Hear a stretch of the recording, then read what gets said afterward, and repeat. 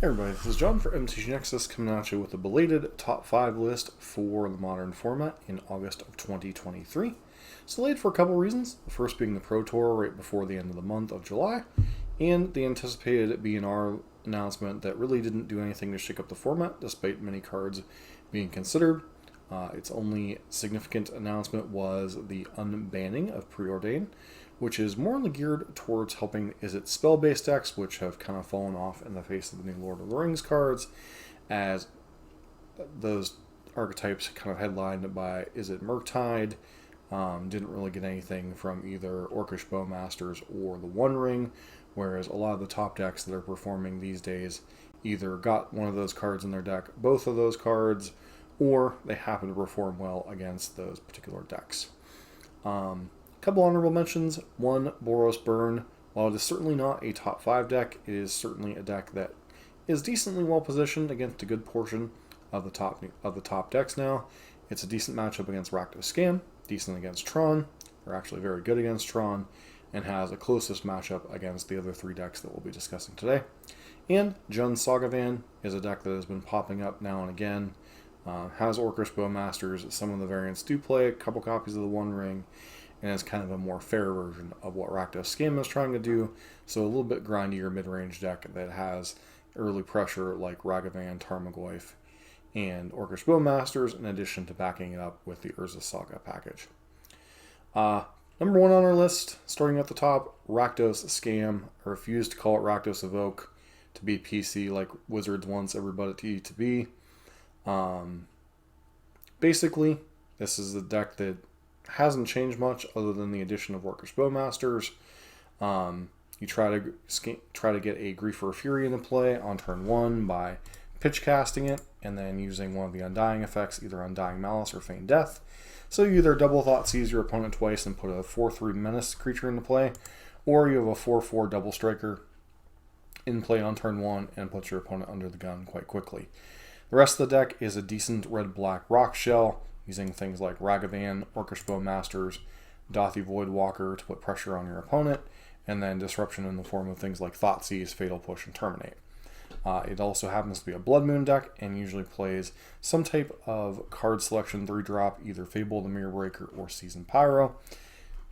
In the sideboard, there has been some recent adaptations, mainly a lot of decks adopting Sheoldred as an anti-ring tech, but the rest of the deck has been pretty set in stone, and this has been one of the top 5 decks for quite some time.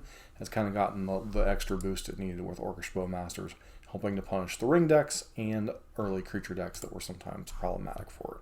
Deck number 2, despite a terrible showing at the Pro Tour, is the variants of Omnath, Midrange Control. Now these kind of get lumped into either Delighted Halfling or Counterspell variants. You very rarely see both cards in the deck.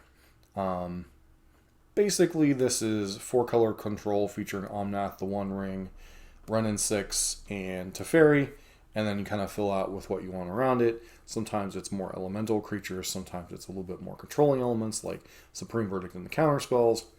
This version is kind of somewhere in between. I believe it's at least somewhat loosely based off of Greg Orange's list from the Pro Tour. I do think this version is a little bit better than the Delighted Halfling version. Never been a huge fan of that card. Sure, it helps with uncounterability, but leaves you a bit more vulnerable to things like Unholy Heat and Fatal Push, which otherwise are kind of not their best against your deck overall. This was the deck that most of the Pro Tour was built around beating, although it ended up being, I believe, only the second most played deck behind Rakdos Evoke. It has an okay Evoke matchup. It has a terrible Tron matchup. And the rest of the deck, a lot of it depends on how the deck is built and how the sideboard is. But much like Omnath Pals throughout the last 2 years or so, you can build it to beat a good portion of the format, but there are decks that are going to go over the top of you, like Green Tron. There are decks that can go underneath of you, such as Boros Burn, or some decks thereof. Generally speaking, those are the decks that are going to be problems, or the decks that are attacking on a different angle, like Living End. Hence, you see a lot of cards geared towards those matchups. And when creativity still pops up, it is also a bit of a tricky matchup for this deck. Number 3, Team Muranos. Well, this deck didn't really get a whole lot from the new set.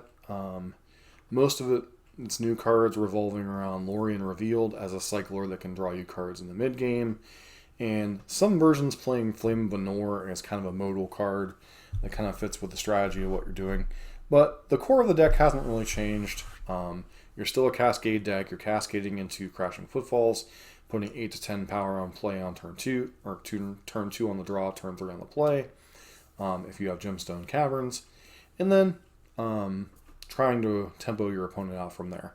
The tools of the trade have changed a little bit. Things like Bone Crusher Giant and Questing Beast have been added to the deck to get around the One Ring's protection.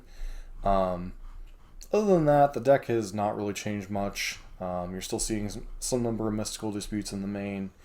The Teamer version is by far the more popular variant, although the 4-color version, Splashing White for Ardent Play and Teferi, has begun to pop up again. Just comes down to what you prefer. The sideboard options have changed up a little bit as Mono Green Tron has kind of re-emerged, so Obsidian Charmaw, Commandeer, and more Blood Moons have been popping up. And this is one of the decks that has a fairly reasonable Rakdos Scam matchup, so overall that's kind of why the deck showed up in force. And despite only being, I think, the 3rd or 4th most played deck in the Pro Tour, and ended up putting 3 copies in the top 8, so certainly a deck to be aware of, and certainly a deck that has come back in force in the last several weeks. Probably the deck that benefited the most from the One Ring being printed on a couple different things was Tron. First off, it allows Tron to have more of a mid-range game plan, along with Karn the Great Creator, and along with the One Ring, to have more powerful 4-mana plays, so you're not as reliant upon slamming Karn Liberated or Ugin early in the game. Team Handshake's version of the deck was a little bit more controlling, with some number of Dismembers and Warping Wells in the main deck, and this allowed them to interact with early creatures, buy themselves the time to assemble Tron. The rest of the deck is all about finding the Urza Tron, getting one of each piece into play, and then abusing the mana that comes with that. The One Ring kind of, like I said, is kind of another mid-game bridge along with Karn the Great Creator. And the other reason it really kind of surged back in the format is it's one of the few decks that is capable of just outright devastating 4-color Omnath. So the format's kind of in a cycle right now, and it remains to be seen what the long-term effects will be if no ban restricted changes happen. But for now, until Modern Horizons 3 comes out next year, you're looking at a format based mostly around mid-range slugfests, and Tron to a large degree kind of goes over the top of all that. That said, it does have a few bad matchups in the format, things like Hammer Time and Burn. Not the best of matchups. It does have some tools against those decks, but both those decks tend to give Tron lots and lots of fits. And finally, the deck that had the biggest showing the first weekend of Lord of the Rings kind of fell off a little bit, but still had a decent enough Pro Tour, and is still showing up in decent numbers. That is Living End. This is another Cascade deck, much like Rhinos. Its objective is to put a bunch of stuff in the graveyard, cycle a bunch of cards, and then bring them all back with Living End, which also happens to have the benefit of wrathing your opponent's board in the process. It uses things like Force of Negation and Grief to protect the combo. Violent Outburst enables you to combo at instant speed. Overall, a very good Game 1 deck, and then Game 2 and Game 3 is all about managing your opponent's hate pieces and trying to find your ways around that. But this has been a top performing deck for quite some time, and this is Mono Green Tron, or not Mono Green Tron, Living In, our 5th place deck this month. If you like this kind of modern content, don't forget to like, comment, subscribe, and hope to see you for our next video.